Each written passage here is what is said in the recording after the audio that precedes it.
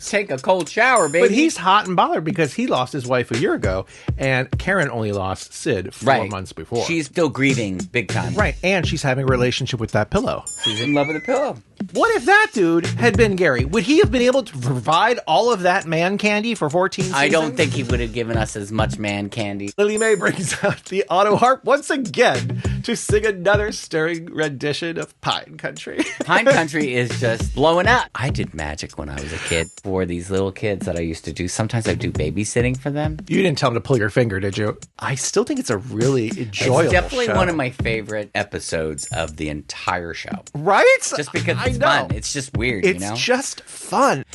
Well, welcome to Seaview Circle. Yes, this is our recap podcast where we review our favorite TV shows and movies of the past, present, and possibly the future. And we do all of this in service to our end goal of determining just how highbrow or lowbrow our viewing taste is. My name is Brady. My name is Doug. Also want to mention that along the way, we often talk about vintage fashions and styles and some filming locations that may be lost to the decades. Now, today we are covering 3 episodes from Knots Landing Season 3. Some really good stuff in here. Oh, can't even talk. We have Mistaken Motives, Episode 8. We have The Rose and the Briar. That is Episode 9. And of course, the infamous The Three Sisters, Episode 10. But before we get to that coverage, we do have a letter from the sack. Douglas, I'm going to give this to you so you may read it. I'm ready. This is a letter from a YouTube viewer, Marty Fitzpatrick at Q6G. Another great episode, guys. Besides Sid's departure shows, Secrets is probably my favorite episode of Season 3. I've watched it several times. It's got John Plachette's wry sense of humor from go to whoa. And Karen, Laura, and Abby all look amazing, especially Michele and Donna in the lunch scene. I wonder how long they spent discussing orgasms. Methinks Abby was doing the talking on that one while Karen sculled a gin and tonic. The call girls were a hoot, too. The Japanese clients were a bit stereotypical, sort of like the ones Darren Stevens would bring home for Samantha to ply with hors d'oeuvres.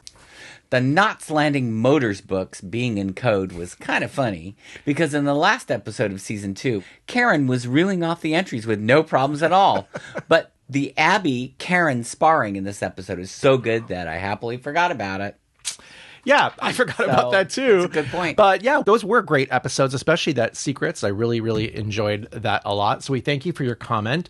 And if you would like to comment, you may do so right now. We encourage you to like, comment, and subscribe to our YouTube channel. If you want to ring that little bell there, you also get notifications of when the next episode drops.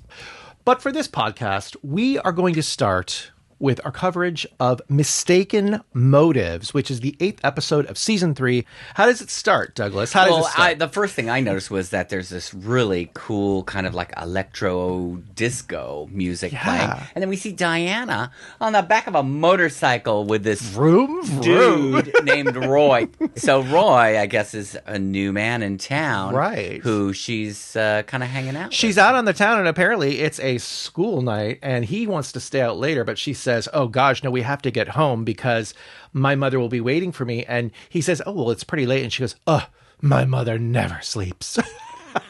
Which when we find out we get to the house, she ain't sleeping. She ain't sleeping. She's with Val, and they are licking envelopes. They must As be. you do. Right. I guess they're doing another one of their, like... I think they were volunteering for the ERA again. I saw that on some of the paperwork there. We like that. We like that. And so when I guess they hear commotion outside, Karen goes to the window and she sees, she goes, that's that adult delinquent Roy. So she caught on that he was a little older than Diana, who is and I kind of looked at him too, to be quite honest. He definitely looks way older than Diana. Yeah. You know, it's like that casting that they used to always do. They cast the teenager who is like 30 years old. Right. You know, that kind of is what I was getting on that vibe. Right. But same thing we had with her past boyfriend, Bobby, if you remember from season 2. I guess she just likes older men. Yeah. Well, can you blame her? Can't blame her. Yeah. Anyway, so Karen's really upset that she came home after midnight on a school night, right? And so she scolds her in front of Val. And then when Karen sits back down, Val can see that she's very exhausted about now having to be bad cop, right? That was Sid's role. And that's when she suggests, oh, my roofer let us know that he lost his wife a year ago and that he's been going to grief counseling and it's really helping him. So she suggests, does she have his number? Well, that's what was really weird is she didn't even have the card. She just literally was like, oh, she wrote down the number. Okay. And I thought, I was like, where did you have that number hiding? I guess like she you was just prepared. memorized Yeah, it. This was a plan in action for Val. Yeah. That was convenient. Yeah. Diana, though, is looking very chic. She's got this brown scarf on while she's riding the motorboat. She is killing it so far this season with the fashions. And speaking of fashions, actually, in the next scene, we see Karen. She's wearing red again. The redometer goes off. Beep, beep, beep, beep, beep. We see that Karen is still reeling from this emptiness in her bedroom, right? She's looking at that space in the bed that Sid would have been at. And so she actually gets the card that Val just gave her with this dude's name on. Oh, by the way, his name is Bill Medford. So she's considering whether or not to maybe call him to get information about the grief counseling.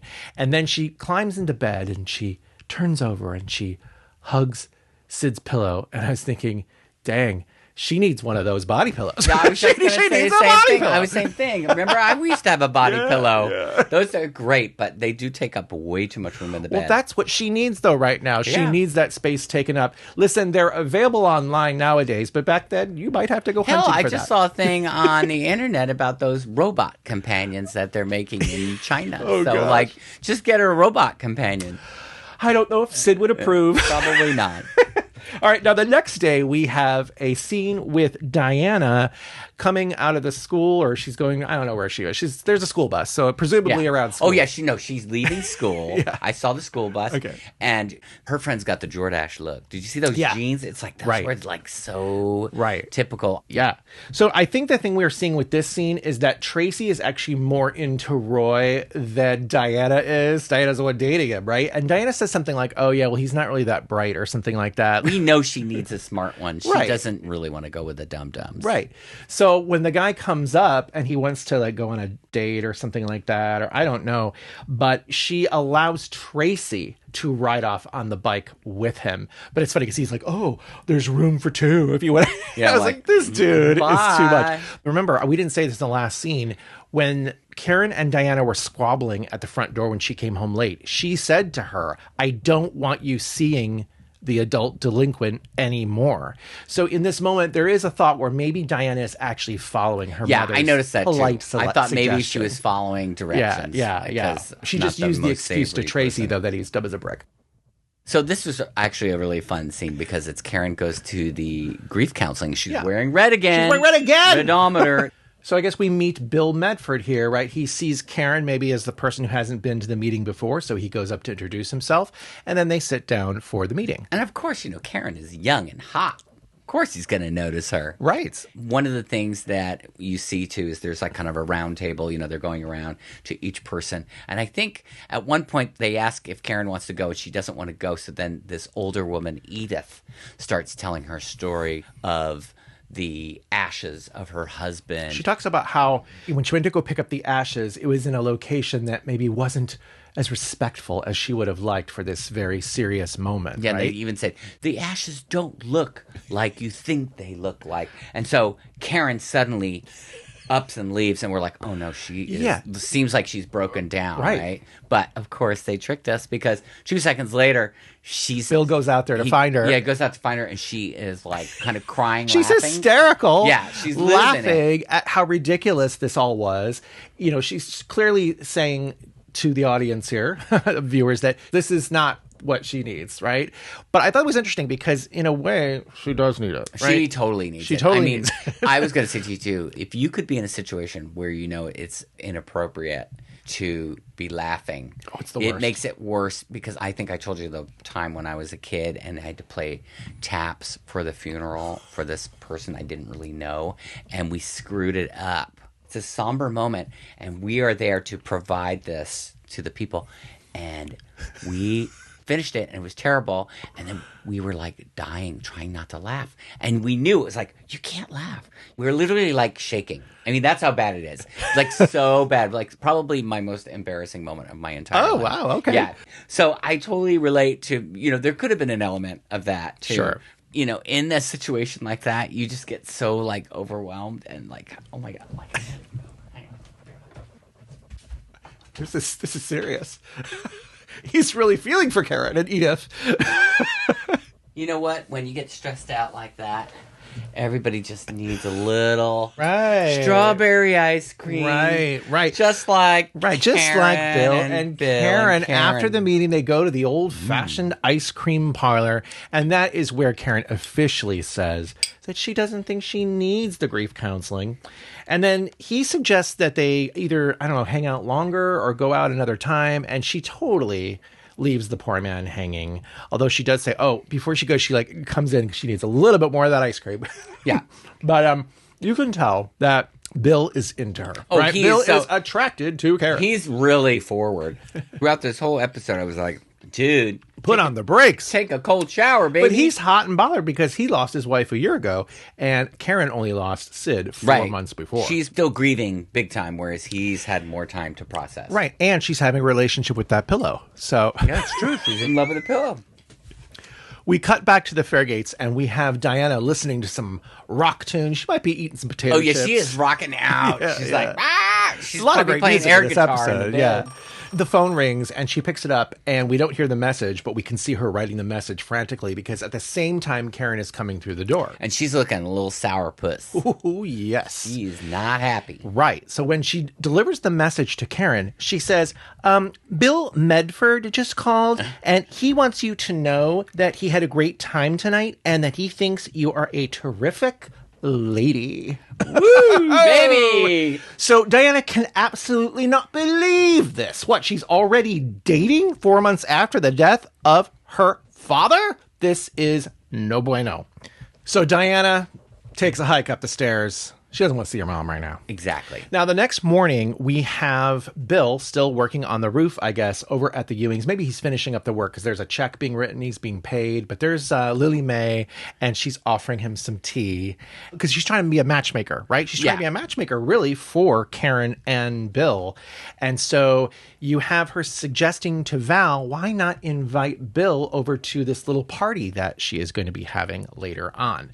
And, of course, this puts Val in an awkward position. Right. With her good Southern hospitality, she's not going to be rude in front of Bill. Right. So she just goes along with it. She goes along with it. But she's not happy about it. He gets the invitation and he leaves. And then, she says to Lilimae, like, what are you doing? Like, this is going to make it look as though I'm trying to hook Karen up with Bill. But there is a look, though, in Val's eyes where you think that maybe that's actually what she really does want, but she can't say that out loud. Now, did you notice some chemistry between Val and Bill? Joan Van Ark. Oh, I didn't notice that. David Aykroyd, our guest actor. Are they married? They were married. Wow, interesting. I didn't notice that. They were married. Wow, that's cool. On Dallas.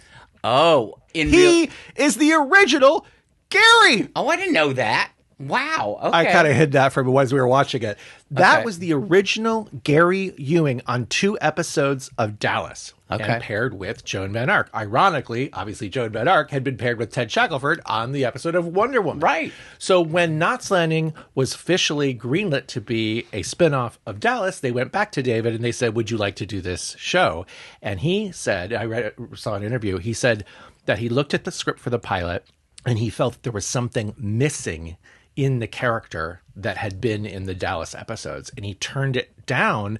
He also had another series that he was going to be working on that he thought was going to be a success, and that show only lasted 4 episodes. So it was a gamble that did not pay off. Happens, I guess, like same thing that happened with Don Murray. Exactly. But they gamble on these other shows. I think that this particular actor, maybe he just felt like this wasn't the right fit for him. And he did say that Ted Shackelford ended up really, killing it with this role. And let's be honest, after the results could you imagine? of In the Buff, what if that dude had been Gary? Would he have been able to provide all of that man candy for 14 seasons? I don't think he would have given us as much man candy as Mr. Shackelford. I don't think so either, Doug. I don't think so.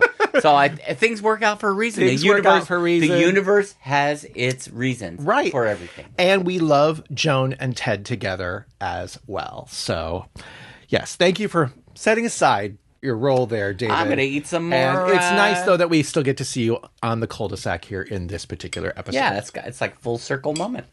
Okay, now we're going to take a break from that storyline and go over to the B storyline, which is really the first time that Kenny and Ginger Ward have had any scenes or storyline that is solely about them since way back in episode 2 when Aaron Molly was born. They've been skimping on them this season, I think. And even in this episode, because really the only storyline they have here is that Aaron Molly is keeping them up at night and they can do nothing to get her to shut up. Now, I will say this, though. That nursery is really cool. I love those primary colors. There's that big lion on the wall. And then, did you see that? Like, I don't know if it's a comforter or a pillow or something, but it's like brightly colored. It's like, so it's very stylized. Perhaps the distractions of the nursery are too distracting for Aaron Molly to get any sleep. Yeah, maybe that's the problem, is maybe they should have picked some different soothing colors. Well, according to Ginger, though, of course, the real reason that Aaron Molly keeps crying is because she knows that you're supposed to let the baby cry, and Kenny's the one who keeps going in there to try to Right, he's helicopter her. dad, Right. helicopter parents. So eventually they go see their pediatrician, and he agrees with that. When he sees the two of them kind of fighting about this issue, he tells them, you need to let the baby just be. I know it's difficult because she's crying and it's annoying and you feel like you got to do something, but you got to just let her cry. He even suggests, like, oh, why don't you go on a date or something and enjoy each other's company? And they look at each other like, oh. I don't know. I don't think I could do it. But I know what you mean. It is very stressful. It's stressful sound. Yeah. So I can understand how they would feel about this. You know, it's unnerving. Right. Especially if it's night after night, you're not getting And any I guess sleep. if you're a young parent and you don't know anything about parenting, you're probably like, especially the first one, you'd just be like flipping out. Yeah. We'll see how that continues a little bit later on, if there's any solution for young Aaron Mary's sleepless nights. I bet you there is. In the olden days, it would have been a bottle of whiskey. They put like whiskey on the gums of the baby and make it go to sleep.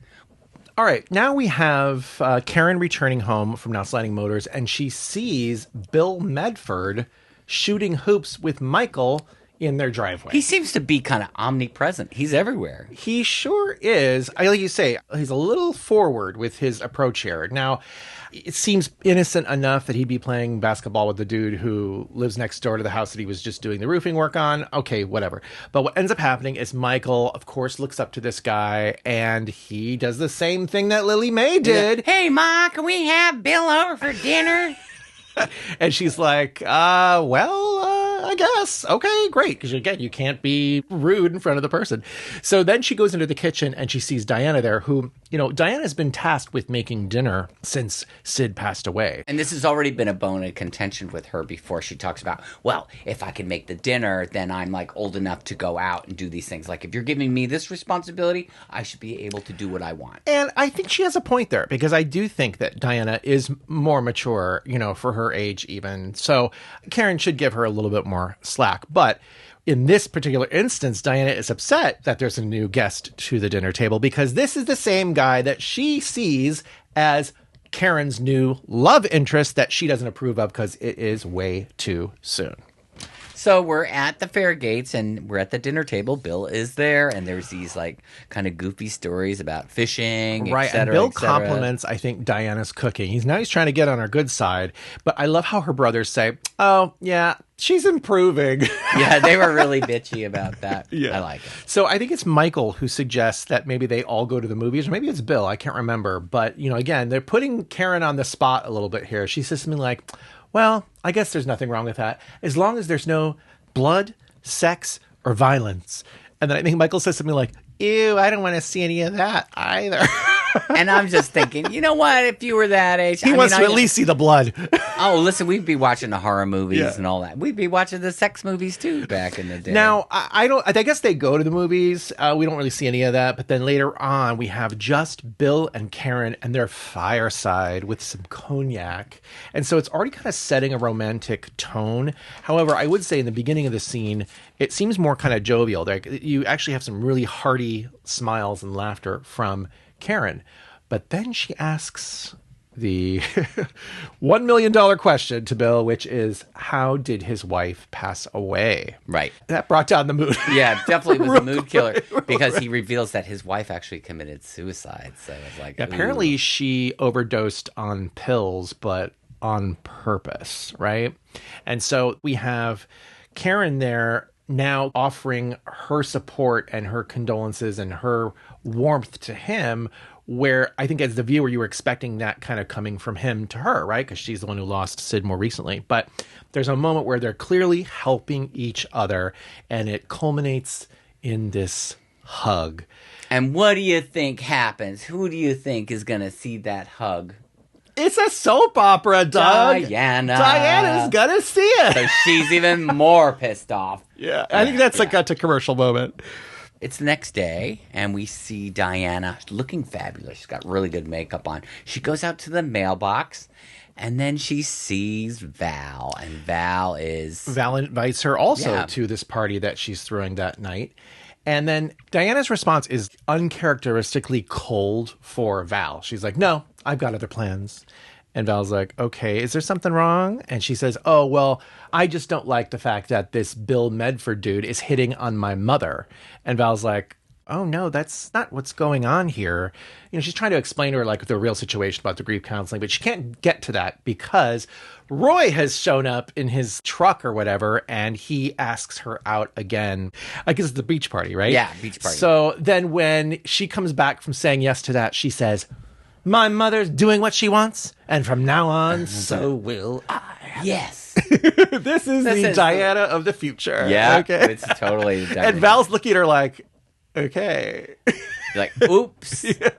All right, so then we have a scene with Diana and Eric. So she is stopping by to see him before she heads off to this beach party. She's wearing that great pink sweater that we love. From last episode. But she has like this rust kind of vest over it. Right. You know, so she's ready in case it gets cold at the beach. But yep, that sweater made a reoccurrence. Yeah, already. So she's trying to like rile Eric up about this Bill Medford dude. She's like, well, what do you think of him or whatever? And he's like, oh, you know, he's fine or whatever. She doesn't really even let him talk. She says, Dad's only been gone for 4 months and she's already going on dates? If you're too dumb and too naive to see what's going on. And he's like, oh my God, I can't believe you're talking to me like that, you know? So there's definitely some tension there, and she storms off. Yeah, she's definitely worked up about the whole situation, whereas Eric just seems like, yeah, whatever. But, you know, Eric didn't see the hug. Maybe he would have read more into it. All right, so we're heading over to the Ewings for this little neighborhood get-together. I love the opening part of this because Richard's like, oh yeah, I got this new gym, and there's a this and there's a that. I don't know what the items are. I can't remember. But he says to Gary, yeah, you should come over and use it. You look like you need it, you know? Yeah. I'm like, what? Have you seen this dude without his shirt on? Come on, Richard. We will see him with his shirt off. We actually will. Eventually, yes. So what we're finding out, though, here is that the Averys are a little flush with cash, because we also hear then from Abby that they've already put in a pool as well. And then I think she says to Laura something like, oh yeah, Laura, this will be great. A gym and a pool. You can finally get in shape. And then Gary's sitting right next to Laura and he says, oh, I think she looks pretty good already. And then I guess Laura gets up to leave. And then Abby says, oh, that was very kind, Gary. I know, that was such a bitchy remark. I was like, oh, she comes out. We're definitely seeing the real seasonings of Abby simmering to the top of the pot Future here. Abby. Yes. You know, now real that the kids Abby are back, now we're getting and, to it. It's really, really she's good. She's back and she's emboldened. Of course, the whole star of this party is this Lilimae Clements, right? She wants everybody to hear her song. She actually is, I guess, recorded on a cassette as well. So she pulls Kenny aside and says, hey, you know, I know you got some connections in the music business. I'd love to have you hear this song. I'm going to give you my cassette. Yeah. She's so excited about the cassette that she had recorded. So then later on, she actually sits everybody down and she sings her classic tune, The Pine Country. I don't know if that's the actual song title. It is a doozy. It's not necessarily a fluffy, uplifting song. What is uplifted, though, is her hair, because suddenly she's wearing this curly wig once again. She's got a perm. She's got a total perm. Right. I think what we're seeing here, again, is that she's still got these stars in her eyes. Ever since the beginning, back in Husky Corners, all the way through the recent incident where she stole the blouse, she still is going to try to make it, right? And if we have Kenny, the record producer, living on the same cul-de-sac as you, she is going to use this as her next avenue towards stardom. So she starts singing the song, and I'm telling you, the reactions from everybody in the room. Oh, that was the best. Priceless. Yeah, that was the best part of this whole scene was just Perhaps the all whole those episode. different. Yeah. Abby's Valine looks Abby's kind like of this. Yeah, and Valine looks a little mortified, and Karen is trying to fake that smile, going like. Well, then also I think at that time Bill actually tries to put his arm around her, and she's like, oh, no. So there's little moments there baked into this performance, but really it is Lilimae that is the star of the show. Of course, once it's all done, she says, "Oh, where's Kenny? Did you know?" And Ginger's like, "Oh, he went back home to check on the babysitter. They got a babysitter to look after Aaron Molly," and so she's really disappointed that she missed the boat on that one. Now, I have to say, the timing of these episodes that we're covering tonight is really, really crazy because Doug and I just got back from Tennessee where we visited both Nashville, which is going to play a big role in the next episode, as well as Sevierville, which is near Dollywood and Pigeon Forge. That's where we went. That's why I brought this out. The little We were in the butterfly. Great Smoky Mountains. We were in the Great Smoky Mountains. We were in... That's Lilimae country. We were in Lilimae country. This is the pine country, right? In fact, we stayed right there on the bayou. we stayed right there. No, we actually were up in Gatlinburg for one morning. It was so gorgeous, and you could see the blue sky that she talks about. Right. We actually also spotted a black bear rummaging through someone's things. Yeah, we saw a real black bear, and we are so bold. We sat there and we filmed it, which For is like a really. minute. It was a younger black bear. If it had been a full-grown one, we would not have hung out there, Right? Because that's too dangerous. Because Right. it would have eaten us. But what's this crazy- bear was very happy, like eating trash. So. Right. What's crazy is that we actually found signage that showed that it was called like Husky Grove. And of course, the fictional location where Lilimae and Val and Jeremiah were at was called Husky Corners. And I always thought it was Husky. And I was like, oh, that's weird. Husky. Like, how is a corner husky? But then I did some research when I was there. I found out that husky's actually a family name that was prevalent in that area. So that is probably... So maybe what it's that's where referring they to. took it from, Right. hopefully. Anyway, just ironic that we were just there, and so we could actually feel some of those lyrics that Lilimae was singing. They touch. They touch. Tugs at my auto harp strings. All right, now from one music moment to the next. Diana at the beach, and the boombox is up there, and there is some more rockin' tunes. As Diana is sitting down there with her friend, this is another friend. Her name, I believe, is Lori. And Lori can see that Diana is in a bad mood. And she's wondering if Diana is jealous that the other friend, Tracy, is dancing with Roy. Her friend comes to Diana and is like, "Why are you here? These are not your best friends." She says that home is the last place that she wants to be right now. But then Diana gets up. She's like, "Just watch me right now." She starts... Right. She's going to kick things up a notch now that she's been sort of ridiculed for not having a good time. And she's like, she moves in on the two dancing. And then does Tracy go over to the boombox and turns off the music? She turns it off for a second and then she turns it back on again. Yeah. She's overcompensating because the friends are saying she's kind of a stick in the mud. But the thing is, what she's really doing is trying to act out against her mom's wishes. So even though she doesn't like this guy, Roy, she's like getting on in there. She's like, "I'm going to have some more drinks or whatever." And Roy's like, "What's going on with you? I don't know how to read you at all." She says, "Yeah, I'm an enigma." Yeah, which I thought was funny. very classic. But anyway, line. clearly what's happening here is she's trying to needle her mother, but the weird thing is her mother's not even there to see any of this. Yeah. Well, but she will see what happens next. She will. After the party, we have Bill and Karen, and they're in the kitchen at the Fairgates. And this is where Bill is like way out of control here. He is pushing way too hard, way too fast.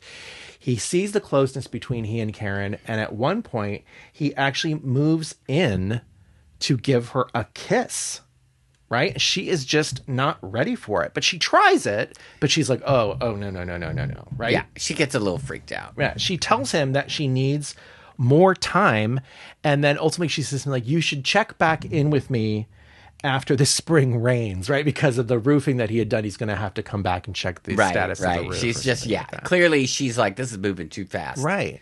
And but again, they're on two different paths of grief. He's already had like 8 more months to grieve than she has, according to this timeline. So it's understandable. Now, again, Diana's not there to see that, just like Karen wasn't there to see what Diana was doing at the beach. So if they had been talking and communicating more, none of this would have happened. But then, of course, we wouldn't have the episode. So what happens next, Doug? It's nighttime, and we see Diana's in the pickup truck with Roy. She's very close to him. She's got a beer can in her hand. So does he. Yeah. He has one in his mouth. Basically, yeah, they're drinking the beer while they're driving, which is like, hey, listen, people used to do that all the time. But that doesn't mean it was right, Doug. I know. So what do you think happens next? The cops pull them over. But actually, the cops try to pull them over, and then he's like speeding up. He's going to try to evade them. He's trying to do an OJ and start speeding up, and you're going like, okay, this is... Diana is not pleased. Yeah, she at that point, I think she realizes like, oh boy, I screwed up. Yeah. So, of course, they get pulled over, and then what happens? They both end up in the tank. Yes. Meanwhile, back over at the wards, we have Lilimae knocking on the door. She saw the lights were still on because the wards are still up because the baby's still crying. Right, and she needs to make sure she gets that contact with Kenny tonight. Yeah. Her auto harp is lubricated and ready to go. Exactly. She's got that wig on. She can't let you. She's ready. Come on. So I guess what happens is the wards tell her, oh gosh, Erin Molly is still up crying. And then Lilimae says, oh, where is she? I can take care of this. Right. And you're like, oh boy, what is Lilimae gonna do next? I don't know if you noticed this. Probably you didn't, but I was pulling the screenshots. So behind Lilimae, there is a art print of a cockatoo or something like that. And we've already seen that exact same poster in Abby's kitchen earlier this season. Anyway. Maybe she got rid of it and they took it. Right.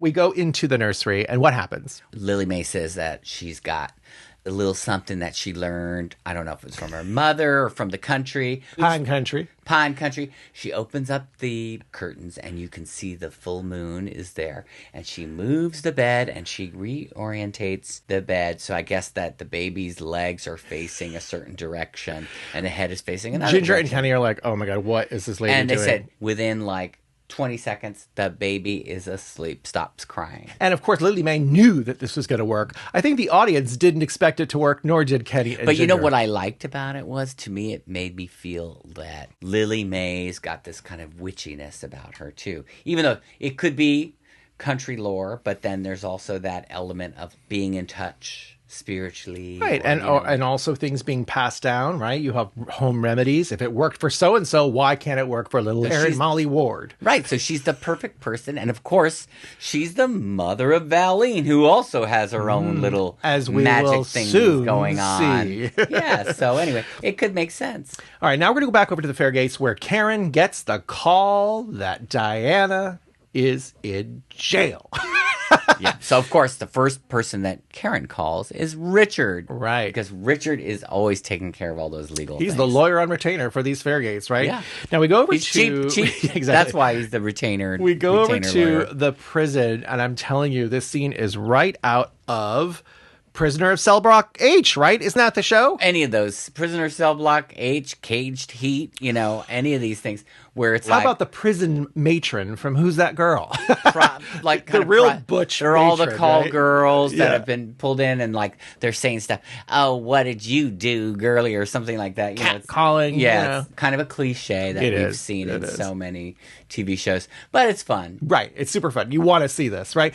Diana there is, of course, absolutely miserable, but she doesn't have to be in misery for too long because the police officer tells Karen and Richard that like he just threw her in the tank to rile her up and give her, a dose of reality. She's not getting charged. By the way, the redometer goes off here yet again, which is crazy, 3 times in one episode. And then you see Diana come through and the looks at Karen are like daggers. She is not happy to see her, even though she has come to bail her out, basically. All right, so what happens next is something I see on TV a lot, where there's some big tense moment and the characters are at some location, but then they can't really have the conversation there for whatever reason.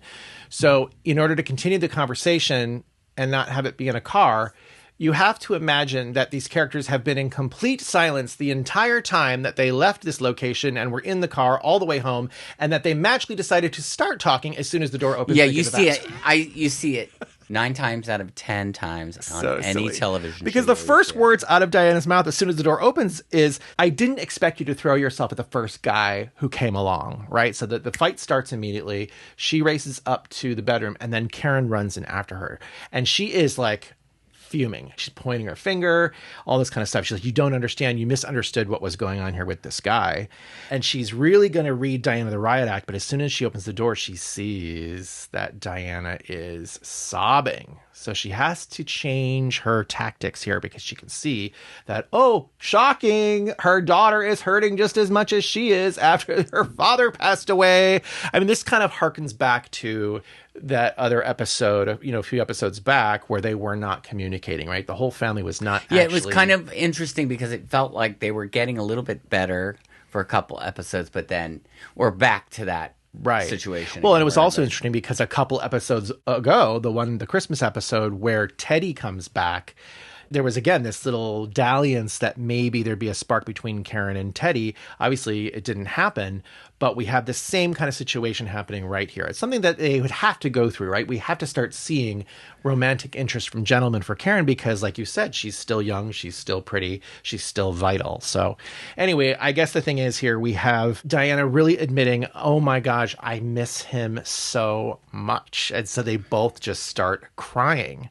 And she does say to Karen, I just never thought that the first guy you date would be so ordinary. I right? thought that was What did fun. you think about that? Because it's kind of true. He was kind of... No, I agree. He wasn't Gary Ewing. And he wasn't even Don Murray. You know, Yeah, it's like he true. just didn't have the super charm. At least the way that they At least the way portrayed they him. wrote the character. And he was nothing like what she would want to see from, say, maybe a father figure, right? Karen admits to Diana that she is absolutely scared, right? She's scared for whatever's going to happen next. And she does say that eventually she hopes that she will be ready to date again. And she makes sure to tell Diana that when that happens, I want to make sure that you're on my side, that you're kind of rooting for me. She says, I don't want you to be my enemy. Yeah. And Diana says, I don't want to fight.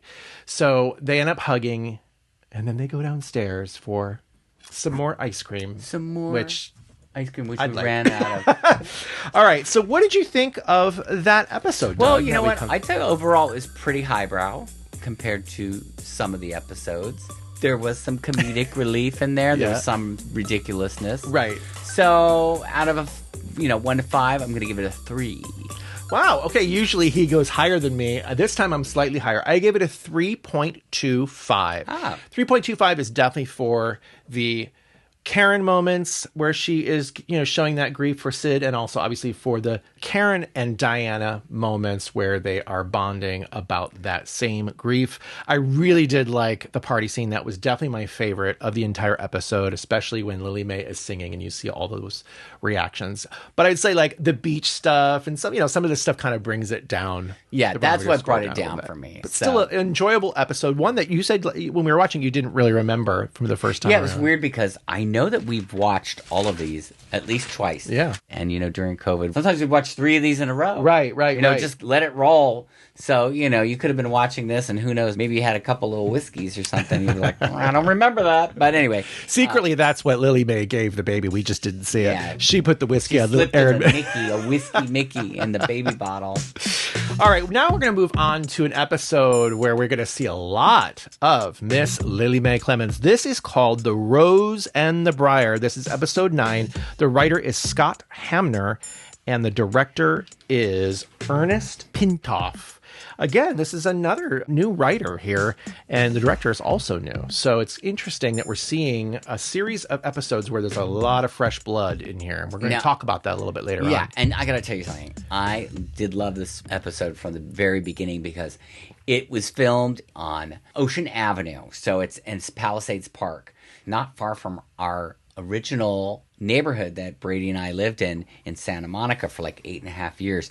So it was filmed all in that zone, which I used to go running there like all the time. Yeah, this felt very much like home for us seeing these opening sequences. It is Yeah. a great, great spot to get some good views and have a nice little picturesque walk if you're doing a Yeah. walk and talk for some characters. But what was really interesting is she's got Val's Pinto going north on Ocean Avenue, and then they're dropping Lily Mae because off Lily somewhere. Mae supposedly supposedly is volunteering for the elderly. Okay? Right, and so they drop her off at the senior center. Now, Right. that senior center is a real senior center, and I had gone in Well, it's there. a mid-century modern building that also houses the infamous Camera Obscura. Yeah, and you can go check out the camera obscura of the whole beach, of the Santa Monica beach there. So now here we go inside, and we see that actually Lilimae is just playing some bingo here. She's trying to win some money here, and she has this friend at the table next to her. His name is Jackson. So they must know each other for a while. She's been going there for a few weeks. Through the bingo club. He gives her like an arrowhead. He said it's a talisman. Arrowhead, talisman. And you can already tell that this dude has a way with words because the way he describes he's a man of tall tale. Yes, he is. So he said, some Indian chief gave me this from the Cherokee Nation. Right. Or something like that. And then Lilimae wins right after that. Right. So she's right after that, they hand her some cash. There's something magic about this guy. Let's hang out more. Yeah. So they go for hot dogs, and they're walking through Palisades Park, and that is where these tall tales get spun back and forth between the two of them. Right. Doesn't he start talking about how he used to be a band manager or like an artist manager? But first she says to him, oh, yeah, I was a country western singer. I worked with the Carters, et cetera, et cetera, et cetera. But she says something like this. She goes, with me, it's always been family first. Right. Oh, yeah, that's right. She was very like, it's all about my daughter. So there's her tall tale, right? And then he spins his, which is, oh, yeah, I used to be a band manager. Right. And he worked with all these greats. He name dropped Tennessee Ernie Ford, Slim Pickens. Loretta Lynn, right? Loretta Lynn. And then I think there were a couple other people. So this is really, really interesting, again, because he has this connection to Nashville, which we just returned from. Music City. Right. He even mentions that he spent some time in Nashville, doesn't he? So, of course, these two liars, embellishers, grifters, they're gonna get along like a house on fire, and they're gonna find some scheme that is gonna work for the two of them. And that's what this episode is all about. Yeah, this is a fun one. Yeah, I like this one a lot. It. Yeah.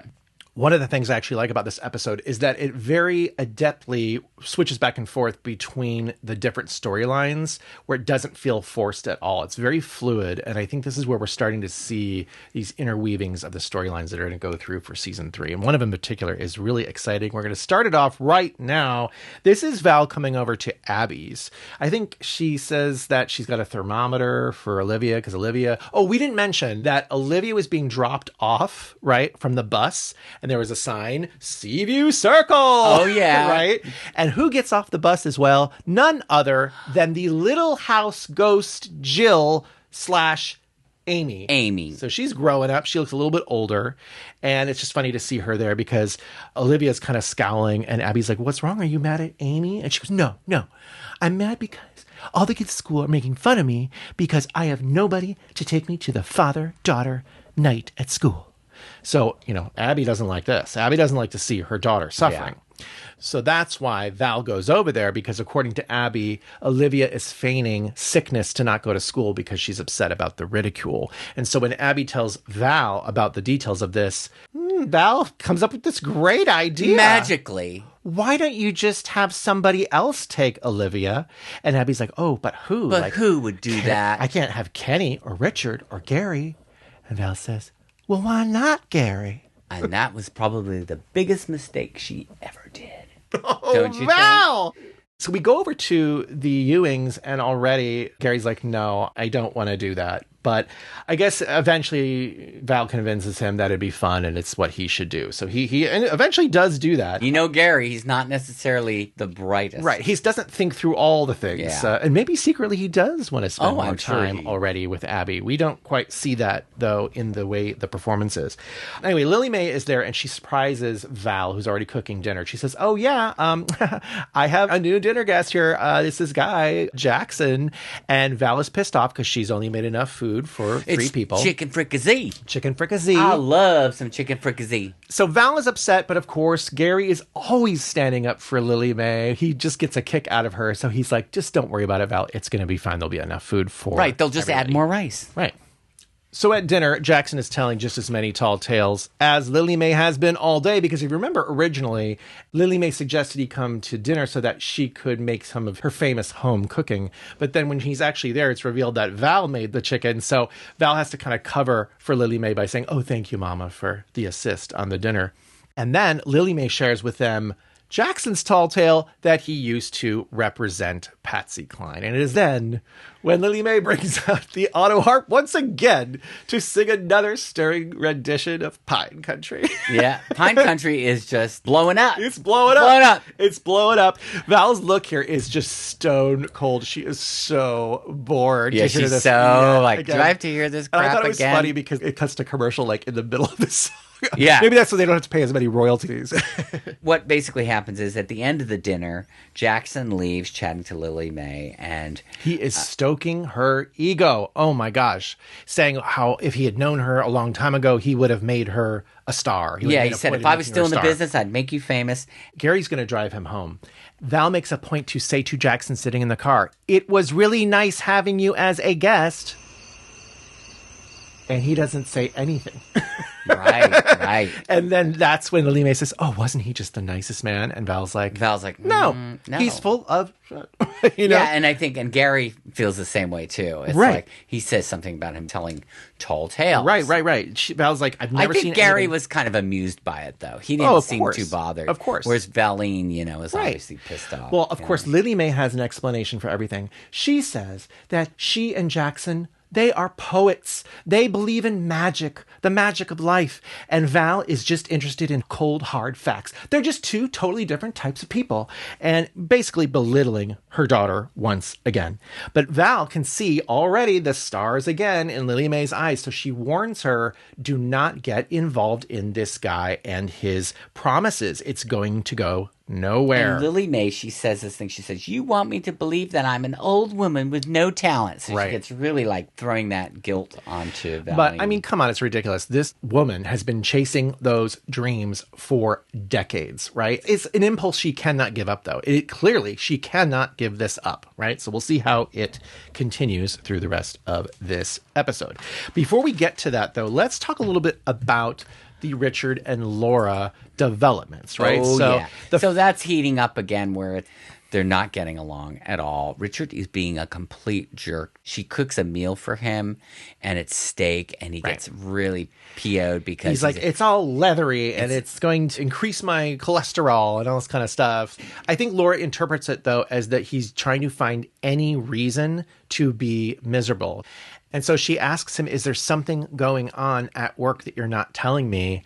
And of course, he doesn't want to talk about it. But we do know because the gentleman who he works for is still trying to get him to get some ladies out. Right. Well, this was, I think, another client that maybe Mr. Parkhurst had asked him to get someone. Yeah. Anyway, whatever. It's another situation where the guy is asking for a lady of the night.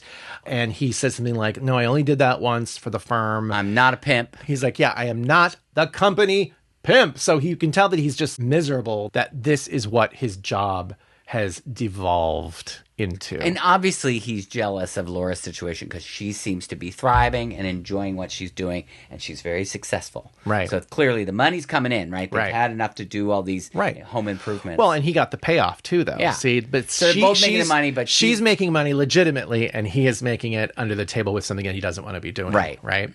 We also had that scene earlier at the real estate office where, again, Scooter says to Laura that he and his wife are definitely splitting up and that he's looking to buy himself a bachelor condo. And then I think he asks Laura out to dinner. She goes, is that a business dinner or a dinner? And he says, a dinner. A dinner. Yeah. And so this is before that scene with the steak. She says something like, oh, well, actually, Richard and I are going to give our relationship the good old college try, one more try. And then he's like, oh, gosh, how long are you going to remain suffering? And she says, oh, I don't know. You ever heard of Till Death Do Us Part? Yeah, so she's being a little sanctimonious, but that's okay. Right, but then Scooter says, yeah, but there's also something called a living death as well, which is what he's assuming that she is living.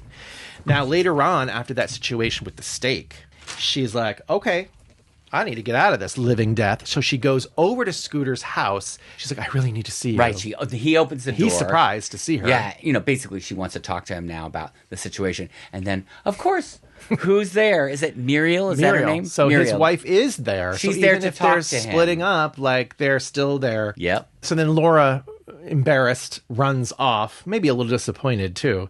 Then you have Muriel kind of ribbing Scooter about the woman that he's not having an affair with, right? So you can tell they're definitely at odds.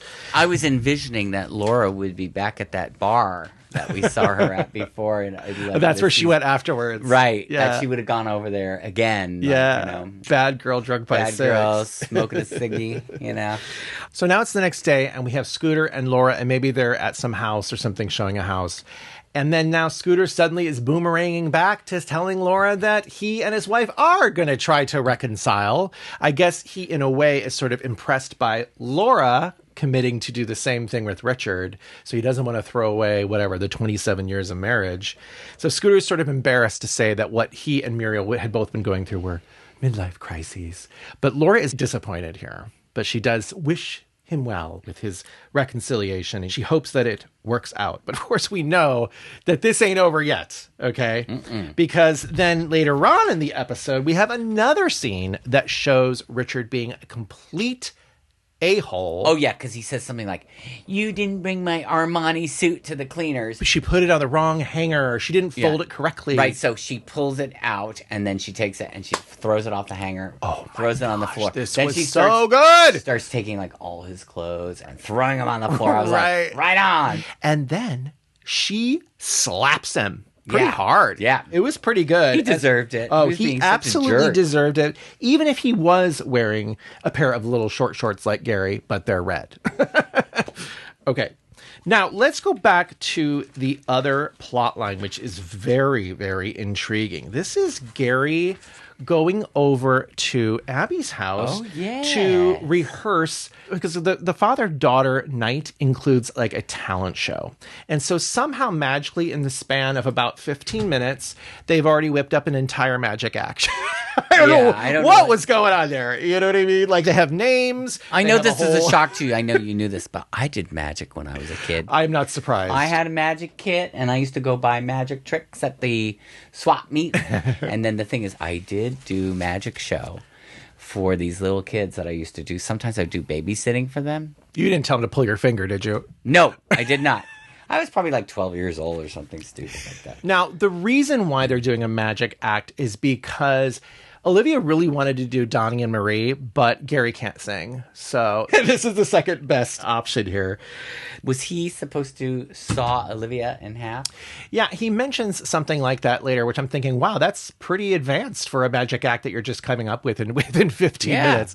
Well, what you really need to focus on here in this scene is Abby's response, right? Because Abby says, wow, Olivia is just so excited. And she says herself, she's really afraid that the kids are going to grow up without a father figure. Yeah, she's really angling at this point. Right. And of course, any excuse, she's like, oh, would you like to have some coffee to Gary as well at one point? Right. You can really finally see that the attraction is very potent here, where we kind of saw a little bit in season 2, but up so far in season 3, we haven't really seen her. Well, she's decided that she's going to get her hooks into She's him. decided. She's now that the kids are solved, now the next task for Abby Cunningham is Gary Ewing. This is where things start getting good, though. In the episode, it starts heating up. It starts literally heating up. The sex is starting. We were just talking about Richard's little short shorts, and here we finally have the return of Gary's blue shorts. Take it off, Ted. Yeah. He takes off that robe as soon as he comes out To of the be quite honest, bathroom. I was a little shocked because it was the episode was happening and he just takes it off and there he is with the blue shorts and perfectly tanned and super hot and gets in the bed. I was going Now, did you notice this time that the costumer must have made sure that he had tighty whities underneath? I did the see blue that. shorts. I did see that. So that for sure nothing pops out. Right. You don't want anything else. Well, you do. We do, but we do. Maybe they do. So he gets into bed, and this was so weird. He's like, so Val, you think you can Jack's asking for a massage right there. And so she's massaging his back. And then they just go to sleep. Well, no, first of all, yeah, you're right. They do kind of. It was like, oh, so nothing else is going to happen? But first of all, you have Val upset, right? She's upset about her mother. She's worried about what this dude, Jackson Mobley, is getting up to with her mama. And so that kind of puts a damper on things. I think what's happening in this episode is that his interactions with Abby are like he's getting translating into... Right, he's getting all horny, and then, of course, he goes back home, and then he's like, okay, I'm feeling a little frisky. Because it happens later, too. We'll talk about that. I think that's what's going on, personally. That's how they're writing. So before we get to that scene, we have another scene at the same park with Lilimae and Jackson walking and talking, and he's brought her some flowers, and so he is flattering her with that and more compliments. And that's when Jackson tells Lilimae that his early job as a carny on the East Coast, that's what led him to Nashville, and that's where he managed Tennessee Ernie Ford, Minnie Pearl, right, etc., etc., etc. And so even though Lilimae knows that he's telling tall tales, likely, she loves the attention that Jackson is giving her, and she loves the possibility that he could be giving her exactly what she wants. What does he call her? He calls her his little Ruby. Right? There was a really bad edit there. Did you notice where he's like, oh, look at this view. You can see this great view. Oh, yeah, and it was completely different. It's a completely different day. There was like sunset. Yeah. It was sunset. And in fact, I know that view was down at the marina. Exactly. So but that's just showbiz. All right, now we have a great little scene here where we really see Jackson's true motivation. So we have Lilimae and Jackson, and they are babysitting Aaron Molly because remember, the pediatrician in the last episode told them they have to go out on a date. Yeah, so finally they're going out and on they're the trusting town. Lilimae because Lilimae is a magician with their child. She's the magic baby. She's good with the babies. Yes. And I think they said, well, you can eat whatever you want and just make yourself at home and do whatever you want. So they're just hanging out. And so Lilimae disappears out of the room, and then on the counter, there's this little can. He's snooping around everything. He's snooping around. He opens up this can, and of course there's cash in it. Then what does he do? Where did that come from? That oh goes my back gosh. Like this. There you go. It was crazy. Yeah. And we don't know how he's the magician. He's the magician. We don't know how much cash is in there right now, but we do find out later that it's quite a sizable amount of cash. For sure. And that is the emergency fund that Kenny and Ginger use. Later on, he's asking for some money to go play poker with Richard again. And he's like, oh, I just need $30 or something. And then I think, was it Ginger said, no, there was $200 Yeah, there's $200 in there. So it was like... Maybe Kenny says, oh, no, Lilimae was there. And she says, oh, she wouldn't do that. But then Kenny has to remind her that she was just recently arrested for shoplifting, a couple of weeks ago. But of course, Jackson was there too. So I think obviously they know that something's up. Right. And by the way, we should mention that as soon as Lilimae came out of the kitchen with the snacks, immediately Jackson says, oh, I've got a great idea. Why don't we go to Las Vegas and get married? I can turn this money into a fortune, and then we can get married, and I can take you to Nashville. How about it? She's like, okay. Yeah, she's like, I'm good. Let's go. I mean, what? I kept thinking to myself, it's like, well, how many days have they known each other? Maybe a few weeks. They've known each other for a few weeks because they were going to that bingo game together, but still, obviously, it's way too rushed. But again, Lilimae's motivation is not just, say, the interest from this charming guy. It's the possibility that she could actually become the country western star she's always wanted to be. She wants to believe it, and she's going with it. Right. So the delusion that Lilimae lives in this world, he lives in it too. So they're just going to live in it together, I guess. This is really filed under what would Lilimae do? What would Lilimae do? She would go to Vegas on a Greyhound bus. If she was proposed to with the idea that they're going to eventually end up in Nashville and she's going to be a country western star, she's going to say yes. Oh my God. Now she'll actually have some use for that corsage that she mopped off the floor from Abby and Jeff's failed City Hall wedding. Okay, so they go on the bus. Where do they leave? So they're on a Greyhound bus. They go to the Greyhound bus terminal, that's also filmed in Santa Monica.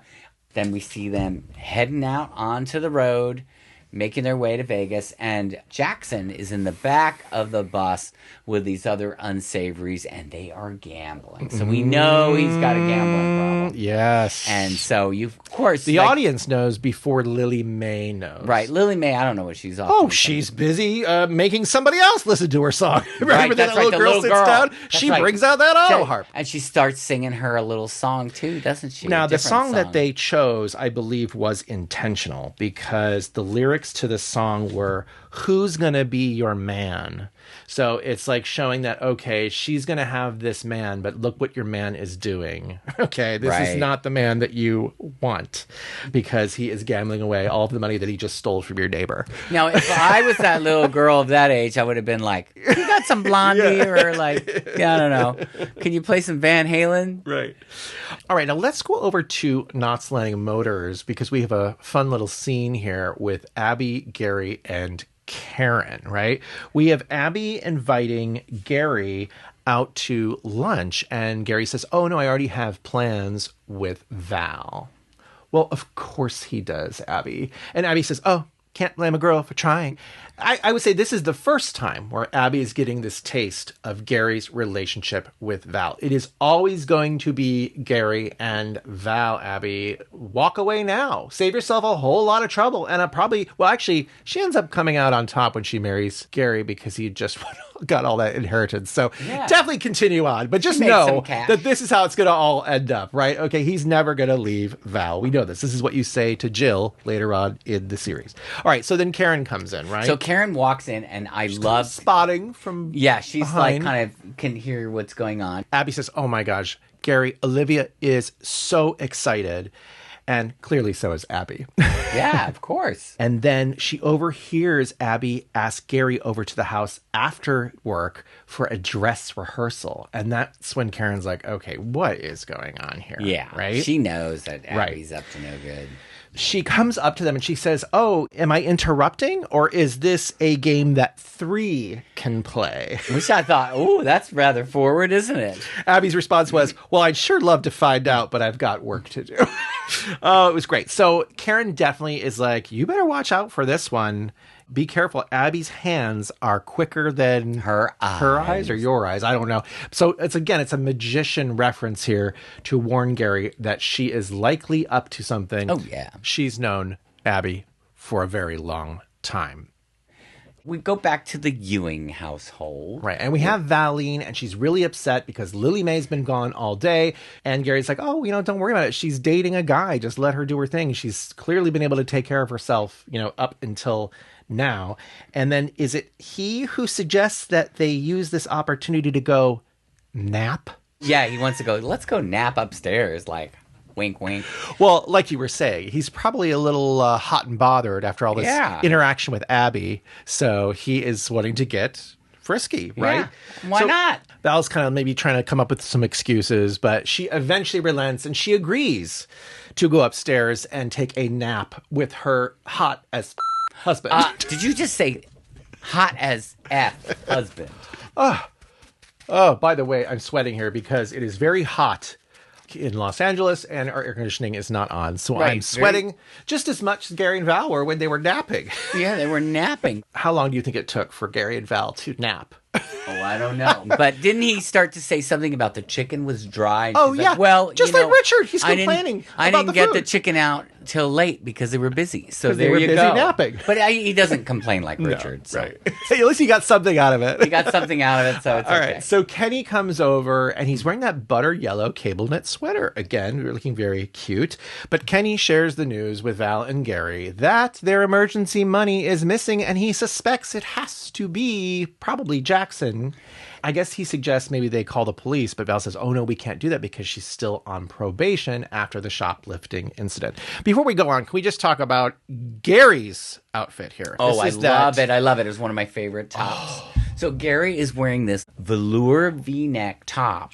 And then what's really cute about it has these 2 pockets. Little safari pockets. They're like safari But it's a velour top. But it's velour. It's oddly, really cute It's top. in the same color of the velour top I was just wearing in the last episode. Yeah. Who knew? I would love to find one of those. Magically, Lilimae calls right then and there from Vegas on the payphone, and she delivers the wonderful news that she and Jackson are getting married. Yeah. And then she hangs up before Val can tell her that they suspect that Jackson but has she stole does tell her $200. that they're in Vegas. Right. They get that much information. Well, I hope so, because magically later on they find her at the exact same lounge that she's singing in. How do they do that? I don't know, because Vegas is a big place. Oh my gosh. Okay, so then afterwards, Jackson comes around the corner. He's like, hey, listen, I need more money. So, yeah. Because he had said he had some money, right? That's why he was going to gamble it to make more money so they could get to Nashville. And so then Lilimae asks, well, what happened to that money? He says, Right. oh, well, yeah, I started to gamble that away. Yeah, and she wants to get cleaned up. So that's the idea. She's like, I'd like to go to the hotel room and freshen up. He's like, I want to stay down here a little bit longer. Right. And win back that money. Right. He's like, well, do you have a credit card? And she's like, I don't have a credit card. I might be related to the Ewings, but I am not that caliber of people. This disappoints Mr. Jackson. And that's when Lilimae can see that, oh, you actually thought that I had connections to that money. Maybe she gave that impression because she was trying to impress him a little bit. And that's when they had this really weird conversation where they admit that they were both sort of trying to fleece one another with these tall tales. He admits that, yeah, he kind of was like originally hooking up with her because he thought he could get some money out of that. No, but I think fortune. he indicates that he truly is in love with her. No, I know. And they Later talk on. about it a little bit more, too. Right. So there is something special there between both of them, that because they are kindred spirits. Well, they're definitely cut from the same cloth. Yeah. He also admits, though, that he was never an artist manager. And you'd think that this would give a reaction to Lilimae where she'd be really upset, but instead she just starts laughing. Yeah, she starts laughing. She's like, well, I was telling these tales too, and blah, blah, blah, blah, blah. But then isn't it she who comes up with the idea? She says, well, since you did such a good job of pretending to be a manager, right, I want you to get me a gig at this Sidewinder lounge. Right. So she instills him to do some chit-chatting. Right. Like, get me this Not gig. all hope is lost here in Vegas, right? He goes and talks to the manager of the lounge, and wow, the tale he tells him is crazy. He says that his wife of like 30 years, right, has inoperable terminal cancer. And this is her dying wish, is to perform in Las Vegas. Cut to Lilimae performing. Oh, by the way, though, he's like, I can't have a grandma singing in Vegas. That's when he lays it on thick about this story. So then she's sort of like promoted as the singing grandma. And it was really funny because that scene is great because she looks great. She's got this big, giant curly wig on, and a lot of makeup. She looks very young, and she's singing away on her auto harp. And then you can see that some people are enjoying the show. But then there's this one old drunkard in the corner, and he's just like, I don't know, like he's not feeling it or whatever. Right. Meanwhile, back at Seaview Circle, they have found out that Lilimae and Jackson are in Vegas. So they've made a decision that they're going to drive to Vegas and pick her up. And Abby is not happy about this because it's the same night as the father-daughter night at the school, and she's upset that Gary's not going to be there and he's going to disappoint Olivia and also Abby. But he says, oh yeah, I'll still try to come back, which is just absolutely crazy. And let me tell you, it takes 5 hours. It's ridiculous. It takes 5 hours at least each way without traffic to get to Vegas from LA. Okay? Right. So count in the time that they're trying to find her. Right. And Lilimae is good for the bio gig at the Sidewinder. They'd have to leave at 6 o'clock in the morning. Maybe 3 a.m. 3 a.m. Oh, it's an early morning there on the cul-de-sac. Anyway, even more of a stretch of belief here is the fact that they would find her in Las Vegas. And maybe even a further stretch of belief is that Val actually seems genuinely impressed that her mother pulled this off and that she did actually have this gig. So but there she is did a sweet scold moment. the drunk. She scolded the drunk, did, which I she thought did. was good too. Right. She was like, don't disrespect That's my mama. Yeah, so it was Right. good. That was a nice moment because she did seem proud that she was performing for a crowd of people. And Lilimae then did tell her that they arrived before they got married. So at least we have that issue solved. Then he leaves, right? Jackson sees the interaction. He gets ready. He just starts to leave without saying goodbye. Lilimae comes out, and that is when Jackson comes clean and says, I stole the $200 from your neighbors.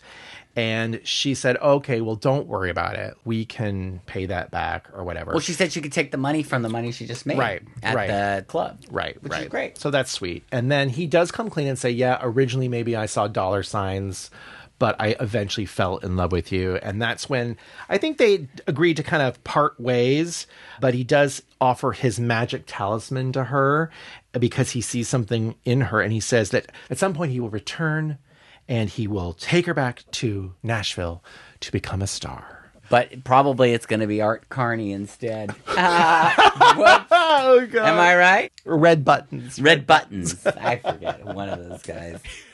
So It's TV. So the magic of television. They made it back in time. They make it back in time. So they're getting ready to head out to the father-daughter night, and we have Olivia dressed in her magician assistant robe, and we have Gary in the top hat. You saved this for this moment here. There you go. Yeah, all right. I don't know if the So shirt I goes think with it's is it Lilimae says, "Oh, Gary is so cute in that outfit," and Val's like, "Yeah, I really wish that we could go see this performance all together, but it's just fathers, right?" But then what's crazy is that Abby gets right into the passenger seat of the car with Olivia and Gary, and Val's like, "Wait a minute, I thought it was just fathers," and Abby says, "It is, but I'm bringing the dessert." I'm serving dessert. How convenient. So, of course. She turns to Olivia and she says, "See, it's just like we're a real family after all." Yeah, that was that was, to me, I was a little like, oh boy. Val sees that and is like, what? And I was really like, I think we wound it back a couple times because I wanted to see Gary's reaction. He didn't really read. He very quickly, Ted did a great job. He just said, "Oh yeah, we won't be home that late," or something like that. Yeah. So, but you see Val's reaction like, "Oh my gosh, okay, have fun." And then afterwards, Lilimae is like, "Oh, sugar." Yeah, she said, "Oh, you sugar. have got a problem here." She warns Val to keep her eye out for that one because she's got a really good thing going here and she doesn't want to ruin it. So that's kind of how the episode ends. There is another little sweet moment between Lilimae and Val. You see that the relationship is growing stronger, which is great because it's been so rough up until this point. So that, I think ultimately this was kind of a really good episode. A lot of people don't like this episode, but I really liked it. Oh, I liked it. I thought it was fun. I really liked enjoyed it because, and again, like I say, I like it for a different reason. I liked it because it wasn't necessarily highbrow, but the way that the storylines were woven together felt really organic, and it really did feel like we are moving towards this new era of Knots Landing where we're going to have all the storylines bubbling and connecting. It's definitely getting a bit more juicy. Yeah, for sure. Like it's getting into that zone. Right. So what did you give this one on the brow meter? This one I gave a 2.75. 2.75. Wow, I am now being the more generous rater this time. Again, I gave this one a 3.25 as well. Oh, wow. Okay. Again, just from a technical standpoint. Not that the content was necessarily highbrow. It was the execution, I believe, that I really enjoyed in this episode. Well, I didn't go to film school, so there. Okay. All right. Now we are going to move on to the third and final episode of this podcast. We are going to be talking about the Three Sisters. This was written by Daniel J. Franklin, and the director is Kim Friedman. This is the 7th episode that Kim has directed for Knots Landing. Now, again, just like in our last podcast where we talking about One of a Kind, we're not going to go into scene by scene detail because we've already done a watch along for this episode 2 years ago almost. On Halloween, actually, we debuted this. Really, really, I think a really fun episode, early episode from our podcast. So you should watch that. The link is available right here. In that episode, we also did talk a little bit about some of the other things that were going on with the episode. We talked about the connection to the Twilight Zone, right? Because it does have that almost like fish out of water feeling to it. The tone is just like, where are we all of a sudden? And Knots Landing, this is totally different. We found out that actually James Houghton, who doesn't appear in this episode, his father was a director on the Twilight Zone, and young Jimmy Houghton actually appeared. Oh, yes, that's right. On the Twilight Zone. Right.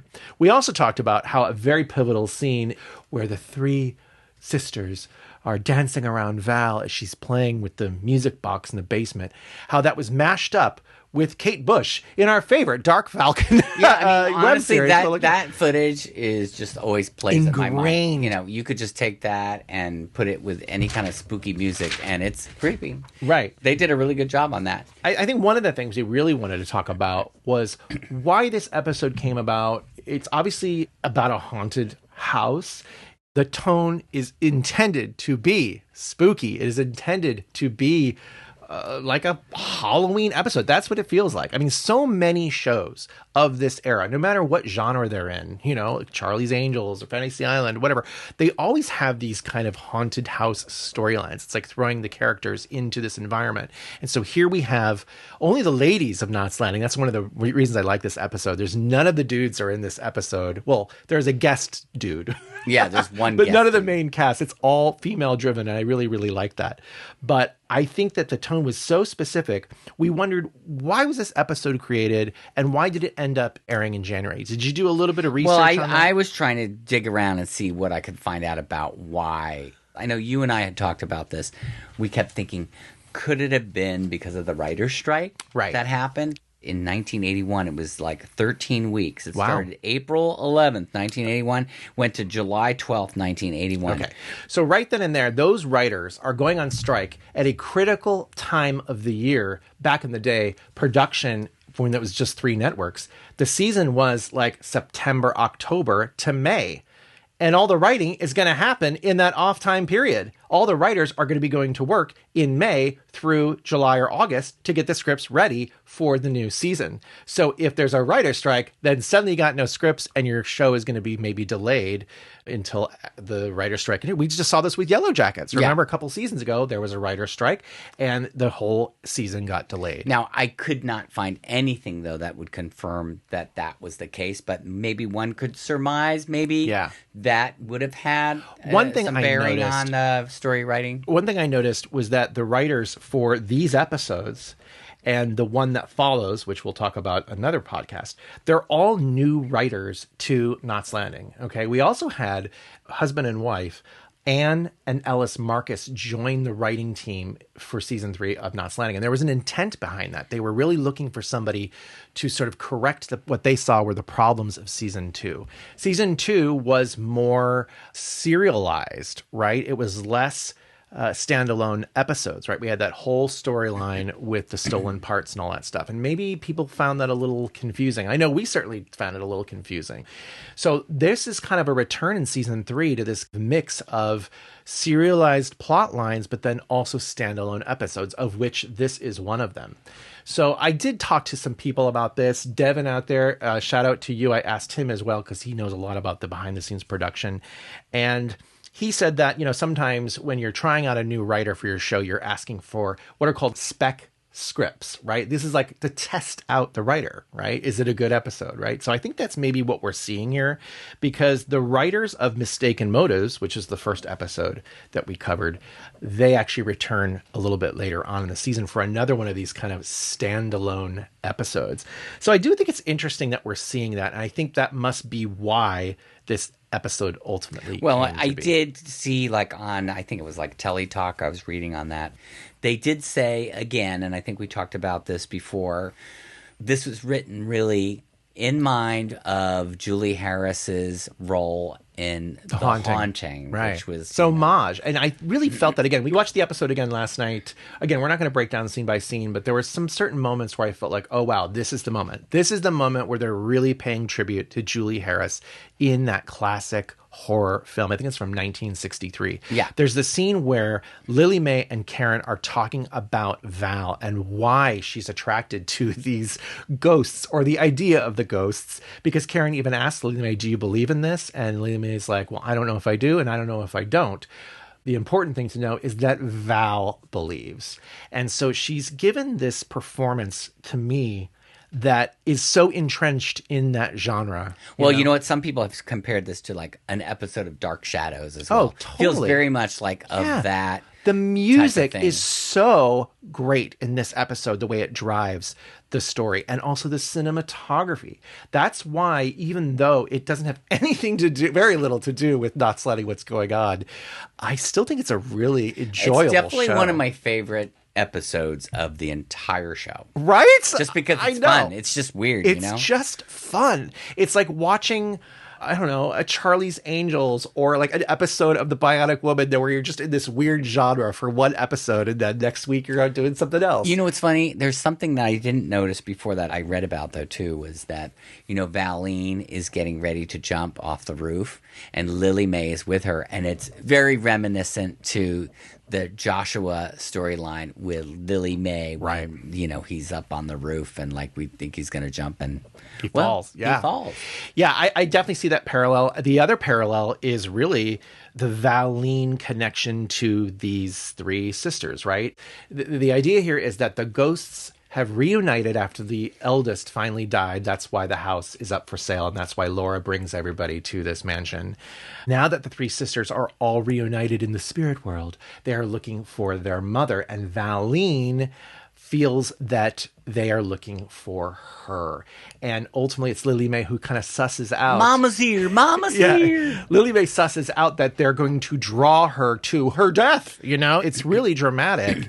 And you see that the veil is thin with Valine, right? She's very open to this energy. Of course, the three sisters, they resemble Valine, right? That's the connection you see. They're kind of visually. freaky looking, though. They are kind of freaky looking. In They fact, scare me. Lilimae, when she finally sees the Polaroid at the end, she says, "Oh, they're not very photogenic, are they?" I love that line. That was the best. There are great lines throughout this. One of my favorite lines is, in the opening scene, we have the cul-de-sac, right? We see the crane shot of the opening title. We see that shot over and over and over again for so many seasons, but this is the first time we see it. The crane shot coming through the tree, and then you see the cul-de-sac.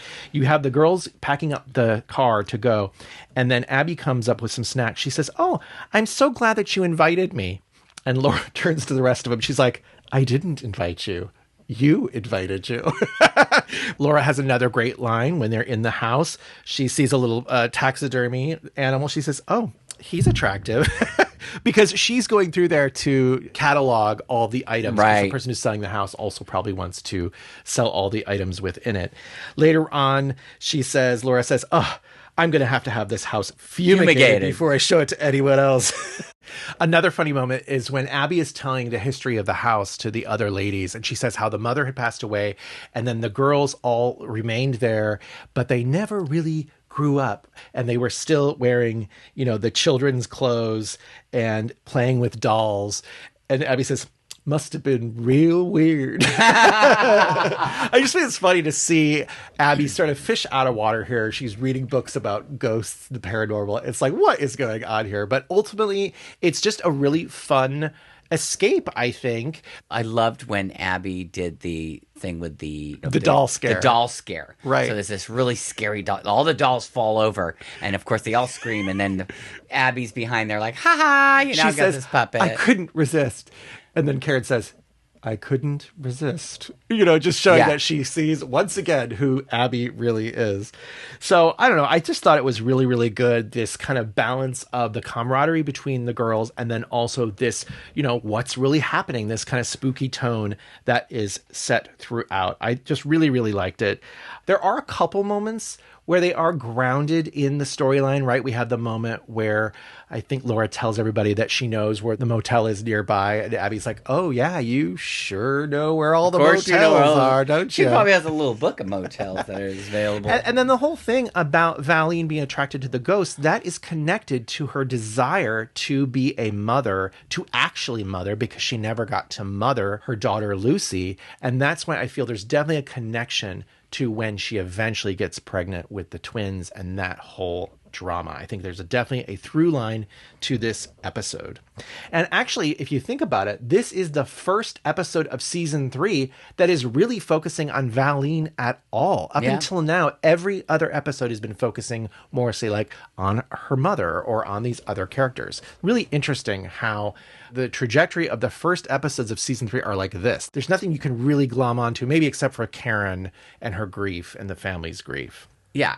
Exactly. I would be remiss if I did not mention that the film location for this classic Knots Landing episode is a mansion in Altadena that we visited actually in our first watch through of this episode. And that was in the fall of 2024. And then I think we talked about this a little bit later in one of the subsequent episodes about how the fires, the wildfires in Altadena in January 2025 affected that property. Yeah, I mean, it was pretty much destroyed. I think the only thing that's left is the stone facade. Well, the stone facade was there when we did see a photo, maybe April of 2025, maybe. But then I went back and I actually drove by in April of this year, and I saw that the stone facade had been taken down. It was demolished. I'll show some photos right now. You can see that the backside of the house, and again, this house has been in like everything. It was in Hacks. It was Deborah Vance's house. You can see it. They never addressed it. They just didn't film there anymore, obviously. But was it Palm Royale? Yeah, it was. Palm Royale was the last show they used it. to use that house. That's what I've heard. So anyway, so the backside of the house you could kind of see was still there, but unfortunately, that beautiful home and really almost everything on that street is completely gone. It was very eerie to drive around there and just see basically foliage like palm trees and chimneys, and everything else is just flattened. So very, very sad to lose that. All right, now we'd actually already given our scores back in October of 2024, and I believe you gave it a 3 and I gave it a 2.5. Ooh. But I think I'm going to raise it because when we were looking at the better print last night, I was like, wow, the cinematography and the mood set by the music, and again, Julie Harris's performance, I'm going to match it. I'm raising my brow meter score to a 3 as well. Right on. I enjoyed all three. I enjoyed all three. They were fun. Yeah. It's a little different. I did want to mention one more thing. The guest star, Burt Remsen, who played Jackson Mobley, he actually also appeared on Dallas for 10 episodes in 1987. And get this, the actor was first married to Catherine McGregor, who played Mrs. Olsen on Little House on the Prairie, which is ironic because in The Three Sisters, the caretaker is played by Doc Baker, Kevin Hagen. Makes sense, but doesn't make sense. All right, kids, that is it. We are done. Wow, this is a long episode. Yeah, this is a long one. Oh, it's a long episode. Thank you for hanging in with us. Yes. We want to let you know that our next episode is a very special episode. We're going to be returning back to Yellow Jackets for an interview with someone behind the scenes who makes Yellow Jackets look so darn good. So we'll let you know a little bit more about that as it becomes closer to the release date. And we will see you then. Back on the sack. Let's turn on that air conditioning, my friends. Be good now.